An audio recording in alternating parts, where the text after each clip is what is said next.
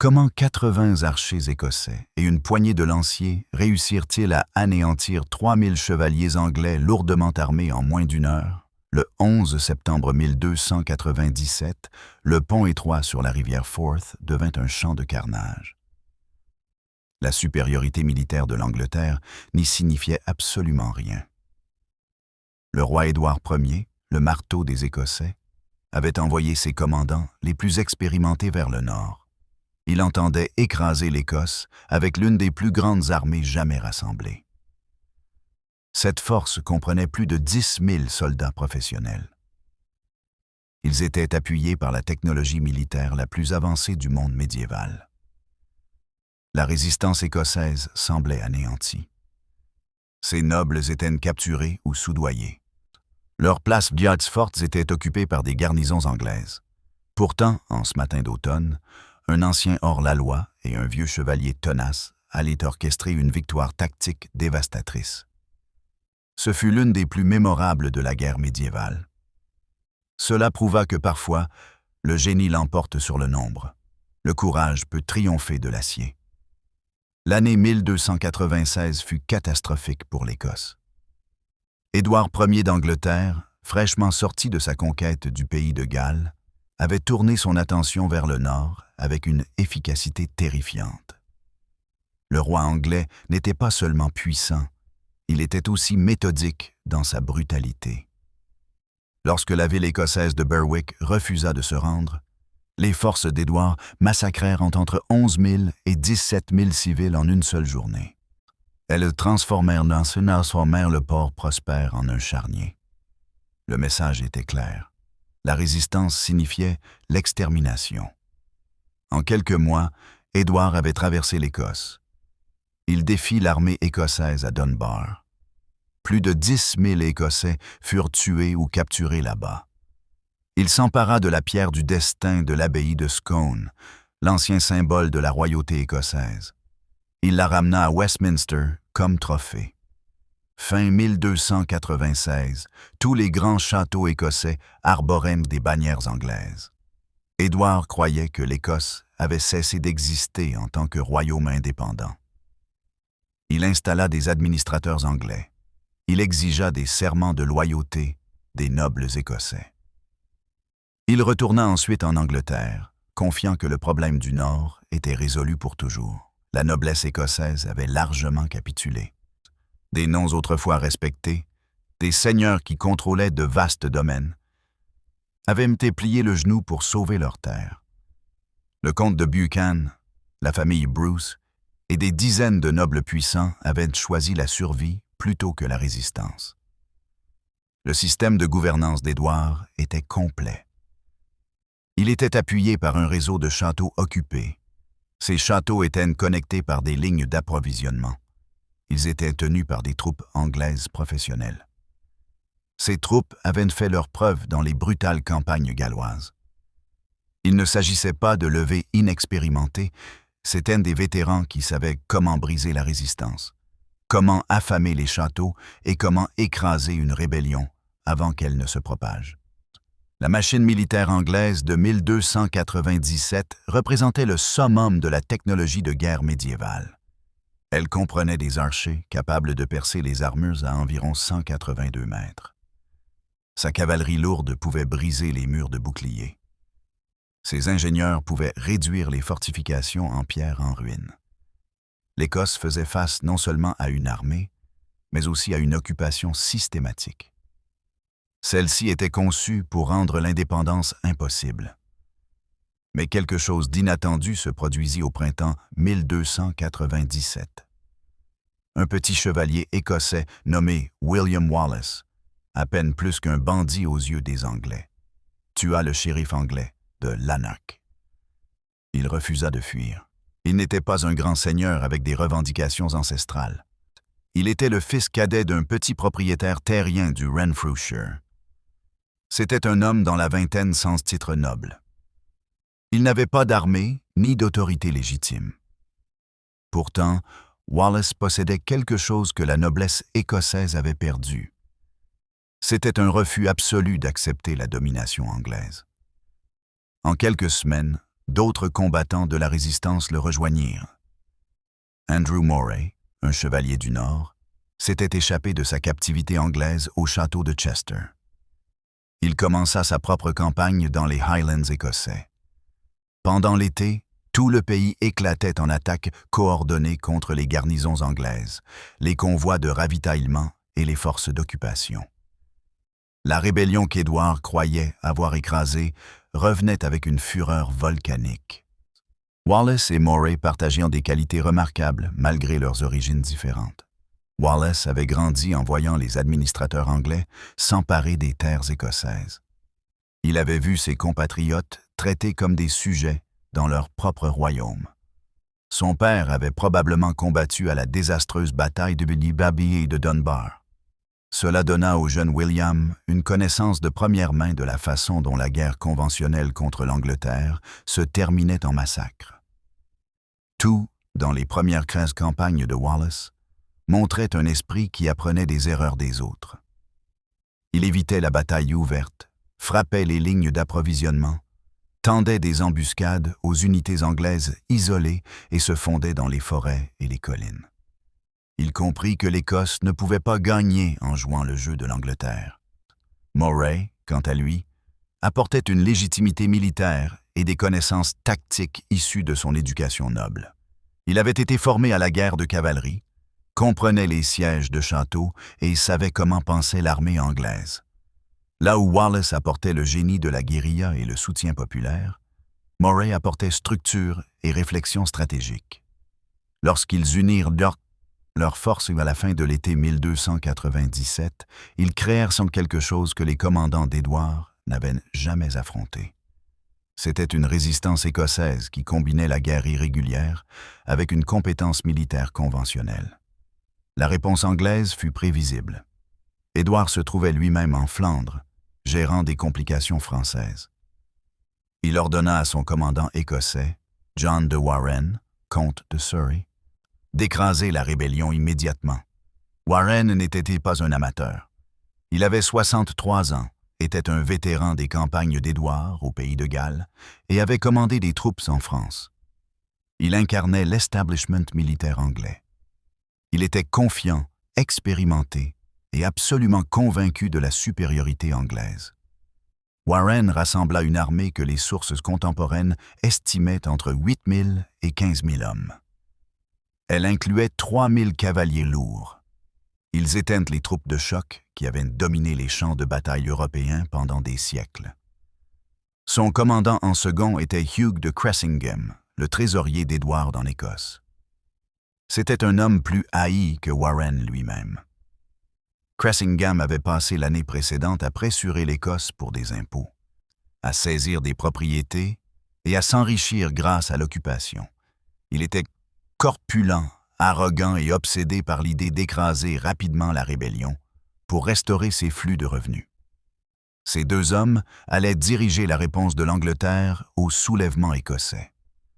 Aucun des deux n'imaginait la possibilité de la défaite. Les premiers affrontements entre les forces de Wallace et les unités anglaises furent une rude leçon. Près d'Irvine en juillet 1297, un groupe de nobles écossais tenta d'affronter les forces anglaises. Ils s'effondrèrent immédiatement lors des négociations, capitulant essentiellement sans combattre. Cela renforça le mépris anglais pour la résistance écossaise.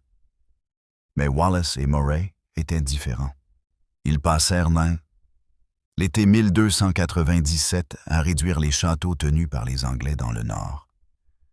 Ils utilisèrent des tactiques de siège apprises des méthodes anglaises. Celles-ci étaient adaptées pour des forces plus petites. Au château d'Urquhart sur le Loch Ness, les forces de Moray assiégèrent et capturèrent la garnison anglaise. Wallace prit Scone, l'ancien lieu de couronnement des rois écossais. Chaque victoire apportait plus de recrues, plus d'armes capturées dans les entrepôts anglais et plus de confiance dans la possibilité de la résistance. Fin août, Wallace et Moray commandaient une force combinée estimée à 6 000 hommes. Elle se composait principalement d'infanterie avec une cavalerie limitée. Un contingent crucial d'archers en faisait aussi partie.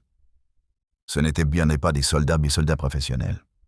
C'étaient des fermiers, des artisans, de petits chevaliers et des hommes dépossédés. Tous avaient tout perdu à cause de l'occupation anglaise. Ce qui leur manquait en entraînement, ils le compensaient par la motivation. Ce n'était pas juste une autre guerre. C'était la survie de leur nation. Warren marcha vers le nord, depuis Berwick, début septembre 1297.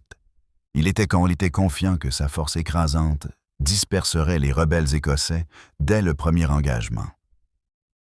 Il avait des renseignements selon lesquels Wallace et Moray s'étaient positionnés près de Stirling. Là, la rivière Forth créait une barrière naturelle. Le château de Stirling, tenu par les forces anglaises, contrôlait le seul passage de pont sur des kilomètres à la ronde. Quiconque voulait se diriger vers le nord dans les Highlands devait traverser à Stirling. Cela en faisait le pivot stratégique de l'Écosse. Warren supposa que les Écossais se retireraient à son approche. Au lieu de cela, Wallace et Moray positionnèrent sur Amg, armés sur Abbey Craig, une colline escarpée juste au nord du Forth. Elle dominait l'étroit pont en bois qui reliait les deux rives. Lorsque les éclaireurs anglais signalèrent la position écossaise, les commandants de Warren insistèrent pour une attaque immédiate. Mais c'est là que les facteurs humains commencèrent à influencer les décisions militaires. Warren était vieux, épuisé par la marche, et franchement, il ne considérait pas ses rebelles comme dignes de lui faire perdre le sommeil. Il retarda l'attaque jusqu'au matin, donnant à Wallace de précieuses heures pour perfectionner son piège. Le 11 septembre 1297, une aube brumeuse se leva sur la rivière Forth. Le pont lui-même mesurait peut-être environ 3,6 mètres de large. C'était suffisant pour que 2 cavaliers passent de front, mais pas plus. Le terrain au nord du pont était une prairie molle et marécageuse qui aurait enlisé la cavalerie lourde. Wallace et Moray avaient étudié ce terrain pendant des jours. Ils avaient calculé le temps nécessaire aux troupes pour traverser.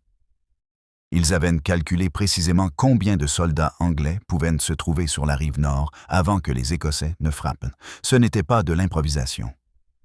C'était une précision mathématique appliquée à la guerre. Les chroniques écossaises contemporaines suggèrent que Wallace avait dit à ses hommes d'attendre. Il leur avait demandé d'attendre qu'un maximum d'ennemis soit sur le pont pour qu'ils puissent les vaincre. Certains commandants anglais, dont Sir Richard Lundy, un Écossais combattant pour Édouard, reconnurent le piège. Lundy supplia Warren de trouver un gué en amont où la cavalerie anglaise pourrait traverser en force. Warren refusa. Cressingham, obsédé par l'idée de mettre fin rapidement à la campagne pour minimiser les coûts, insista pour une attaque immédiate à travers le pont. Ces paroles exactes, rapportées par des chroniqueurs ultérieurs, rejetaient tout danger. Il déclara qu'il gaspillait les revenus du roi et qu'il devait avancer. Les Anglais commencèrent à traverser à l'aube. L'avant-garde se composait de cavalerie lourde, des chevaliers en armure complète, montés sur de massifs chevaux de guerre. C'était l'élite de la guerre médiévale. Chaque chevalier représentait des années d'entraînement et des milliers de kilogrammes d'équipement. Derrière eux venait l'infanterie et les archers. La traversée fut d'une lenteur douloureuse.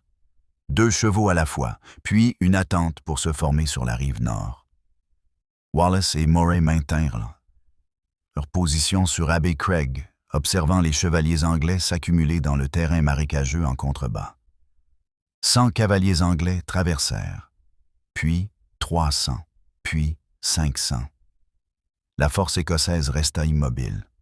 Une discipline invisible maintenait des milliers d'hommes en position pendant que leur ennemi tombait dans le piège. Les commandants anglais sur la rive sud, ne voyant aucune résistance, supposèrent que les Écossais avaient perdu leur sang-froid. Plus de cavalerie déferla. Des sources contemporaines suggèrent qu'environ 2500 soldats anglais avaient traversé la rive nord. Cela incluait la majorité de l'avant-garde de la cavalerie. Ce fut à ce moment que Wallace donna le signal. Ce qui se produisit ensuite fut une dévastation si complète que les chroniqueurs anglais eurent du mal à la décrire. Les forces écossaises descendirent d'Abbey Craig en une charge coordonnée. Celle-ci se divisa en deux fronts. Une force, menée par Wallace lui-même, percuta les chevaliers anglais qui luttaient encore pour s'organiser dans le terrain marécageux. La cavalerie médiévale était imparable en terrain ouvert avec de l'espace pour manœuvrer, mais pris au piège sur un terrain mou, avec une colline derrière eux et un pont étroit comme seule retraite, ils devinrent des cibles. La seconde force écossaise, plus petite mais parfaitement positionnée, s'empara de l'extrémité sud du pont. Elle coupa ainsi les renforts et la retraite. En quelques instants, la situation tactique se renversa complètement. 3000 soldats anglais sur la rive nord furent isolés et encerclés. Ils se battaient pour leur vie contre 6000 Écossais. Ce combat se déroulait sur un terrain qui annulait tous les avantages anglais. La formation de Chiltron écossaise était l'innovation tactique clé. L'infanterie armée de piques formait des formations circulaires serrées. Celle-ci présentait un mur de pointe de lance dans lequel les chevaux ne pouvaient pas charger. La cavalerie anglaise avait brisé la résistance écossaise à Dunbar. Cependant, elle se trouva incapable de pénétrer ces cercles hérissés. Les chevaliers cœurs qui tentèrent furent désarçonnés et abattus. Le terrain marécageux se transforma en horreur. Les hommes portant 70 livres d'armure ne pouvaient pas manœuvrer. Ils ne pouvaient pas maintenir leur formation.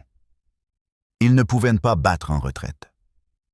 Des archers écossais, positionnés sur une hauteur, firent tracasser et firent pleuvoir des flèches sur les forces anglaises massées. Les pertes s'accumulèrent avec une rapidité terrifiante. Hugh de Cressingham, le trésorier détesté, chargea personnellement dans la bataille. Il fut tué. Son corps fut ensuite écorché par des soldats écossais. On raconte qu'ils firent des baudrières d'épée avec sa peau comme des trophées macabres. Les chevaliers anglais qui atteignirent le pont le trouvèrent bloqué. Des forces écossaises le contrôlaient. Elles abattirent systématiquement quiconque tentait de traverser. Certaines chroniques mentionnent que le pont s'effondra sous le poids des soldats en retraite. Cependant, ce fait est contesté. Ce qui n'est pas contesté, c'est le nombre de victimes. Des sources contemporaines rapportent au moins 3000 morts anglais sur la rive nord. Parmi eux figuraient 100 chevaliers, la crème de la cavalerie anglaise en Écosse.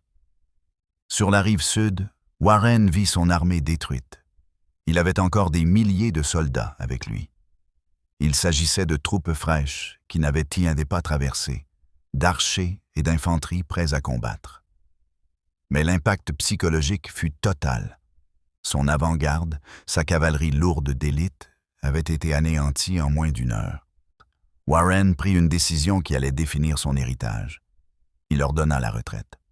Pas seulement du pont, mais de toute l'Écosse. Son armée s'enfuit vers le sud, en direction de Berwick. Elle abandonna les provisions et le matériel de siège. Plus grave encore, elle abandonna à leur sort les garnisons anglaises dispersées à travers l'Écosse. La retraite fut chaotique. Les forces écossaises poursuivirent, harcelant les Anglais en fuite. Elles infligèrent davantage de pertes. Au moment où Warren atteignit la sécurité de Berwick, tenue par les Anglais, son armée s'était désintégrée. La force qui avait marché vers le nord pour écraser la rébellion revint en boitant. Elle avait subi l'une des défaites tactiques les plus complètes de l'histoire militaire anglaise. Mais Wallace et Moray comprirent qu'une seule bataille ne signifiait pas la victoire. Moray avait été blessé pendant les combats. Ces blessures lui coûteraient la vie en quelques mois. L'Écosse fut ainsi privée de l'un de ses commandants les plus capables. Wallace prit seul le commandement. Il capitalisa immédiatement sur la victoire. En quelques semaines, les forces écossaises avaient repris presque tous les châteaux tenus par les Anglais. Seules des places fortes comme Édimbourg et Stirling faisaient exception. Cet hiver-là, Wallace mena des raids dans le nord de l'Angleterre. Il dévasta le Northumberland et le Cumberland. Ces actions étaient en représailles aux atrocités anglaises en Écosse. Il ne s'agissait pas seulement de raids militaires. C'était une guerre économique calculée. Les Écossais détruisirent la base agricole anglaise qui soutenait l'occupation. Ils capturèrent du bétail, brûlèrent les récoltes et s'emparèrent des provisions. Des chroniques anglaises contemporaines rapportent que les forces écossaises pénétrèrent aussi loin au sud que Newcastle. Cela créa la panique dans le nord de l'Angleterre.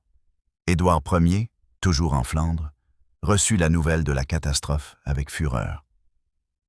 Le marteau des Écossais avait été humilié par un chevalier mineur et une armée de paysans. Les conséquences du pont de Stirling se firent sentir dans toute l'Europe. Le moral écossais, écrasé après Dunbar, explosa. Wallace fut fait chevalier. Il fut proclamé gardien de l'Écosse. Cela lui donna la direction officielle de la résistance. Sur le plan diplomatique, la victoire prouva que l'Écosse restait une alliée viable pour la France. La France était l'ennemi principal de l'Angleterre. Le soutien français, auparavant réticent, augmenta. Des promesses d'aide et de commerce furent faites. Le prestige anglais en souffrit énormément. La réputation d'Édouard en tant que commandant militaire invincible fut endommagée. Cette réputation avait été forgée au pays de Galles et en France. Plus pratiquement, l'infrastructure d'occupation qu'Édouard avait construite en 18 mois s'effondra. Ses administrateurs s'enfuirent ou furent tués. Son système de collecte d'impôts disparut. Sa stratégie militaire de contrôle de l'Écosse par des châteaux-garnisons échoua. Ces garnisons se retrouvèrent isolés et assiégés. La réponse d'Édouard arriva en 1298. Le roi mena personnellement une armée de plus de 15 000 hommes. Il s'agissait de la plus grande force anglaise jamais déployée en Écosse. Elle se dirigea vers le nord. À Falkirk, le 22 juillet 1298, les forces d'Édouard surprirent l'armée de Wallace en bataille ouverte. Sans les avantages du terrain de Stirling, sans l'effet de surprise, les Chilterns écossais ne purent résister.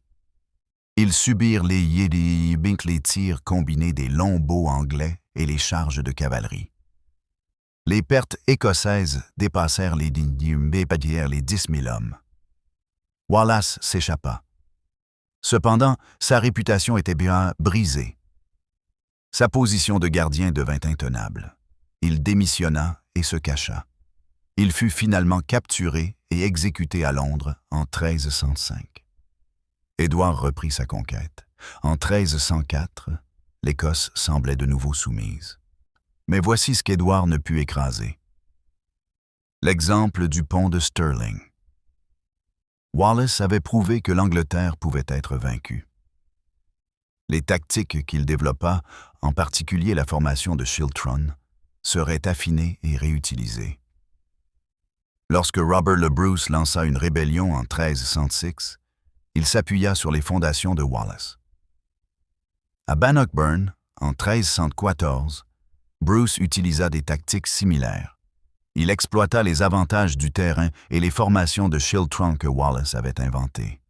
Il obtint une victoire encore plus décisive.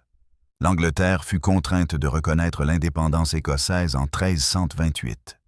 La bataille du pont de Stirling réalisa ce qu'aucun autre engagement ne put. Elle prouva que l'indépendance écossaise était militairement viable. Considérons le contrefactuel. Si Warren avait gagné à Stirling, la résistance écossaise se serait complètement effondrée. C'est le cas si Wallace et Moray avaient été tués ou capturés. La noblesse s'était déjà soumise. Sans la victoire de Wallace, il n'y aurait eu aucune inspiration pour la rébellion ultérieure de Bruce. L'Écosse aurait probablement été absorbée en permanence par l'Angleterre. Sa culture aurait été supprimée. Son identité aurait été effacée comme Édouard l'avait prévu. La tradition littéraire qui produisit plus tard la culture écossaise en dépendait. Les institutions politiques qui émergeraient également. Le concept même de nationalité écossaise dépendait du mouvement de résistance validé par le pont de Stirling. Quand Bruce assura finalement l'indépendance, il s'appuya sur les fondations posées par Wallace. Celui-ci avait œuvré avec 80 archers et un esprit tactique brillant. Ceci se passa sur un pont étroit traversant le Forth. Wallace et Moray méritent un crédit égal pour le pont de Stirling. Les connaissances militaires et l'autorité noble de Moray se combinèrent. Elles s'associèrent au génie tactique et au charisme de Wallace. Ainsi, cela créa un leadership efficace. Leur décision de s'unir plutôt que de rivaliser pour l'autorité fit preuve d'une sagesse stratégique. Cette sagesse était rare dans la politique médiévale. Ces soldats écossais ordinaires firent preuve d'une discipline exemplaire. Ils observèrent sciemment les forces anglaises traverser. Ils chargèrent des chevaliers en armure, bien qu'individuellement inférieurs. Ils maintinrent leur formation sous la pression. Ils méritent d'être reconnus pour leur courage extraordinaire. Les batailles médiévales étaient gagnées autant par la discipline collective que par le leadership. L'infanterie écossaise au pont de Stirling démontra les deux. L'héritage perdure. Le pont de Stirling illustre comment le génie tactique peut vaincre la supériorité matérielle. Wallace n'avait ni meilleures armes, ni plus de soldats, ni des ressources supérieures. Il avait le terrain, le timing et le courage de tout risquer. Il s'agissait d'une seule embuscade parfaitement exécutée. Les académies militaires modernes étudient encore le pont de Stirling. C'est un exemple de la manière dont des forces plus petites peuvent vaincre des forces plus grandes. Cela s'obtient par un positionnement supérieur et l'exploitation des erreurs de l'ennemi. La bataille nous rappelle que les guerres ne sont pas seulement gagnées par le camp qui a la plus grande armée. Elles le sont par le camp qui se bat plus intelligemment. Le 11 septembre 1297, 80 archers écossais et quelques milliers de piquiers prouvèrent n'ayant fait l'importance de la liberté et du génie tactique. Ces éléments contentent plus que l'acier et le nombre. C'est une leçon qui résonne à travers 7 siècles d'histoire militaire. Merci d'avoir regardé cette plongée approfondie dans l'une des victoires d'Amma tactiques les plus brillantes et saisissantes de l'histoire. Si vous avez trouvé cela fascinant, veuillez cliquer sur le bouton « J'aime ». Aidez-nous à atteindre 1000 j'aime dans les 24 prochaines heures. Abonnez-vous pour d'autres histoires incroyables d'histoire militaire. Laissez un commentaire pour me dire quelle bataille vous voulez que nous couvrions ensuite. Devrions-nous explorer Azincourt, Cannes, ou peut-être plonger dans les invasions mongoles? Faites-le moi savoir. Je vous retrouverai dans la prochaine vidéo. Nous y découvrirons d'autres moments où l'histoire a basculé. Cela s'est produit grâce aux décisions d'individus extraordinaires face à des défis impossibles.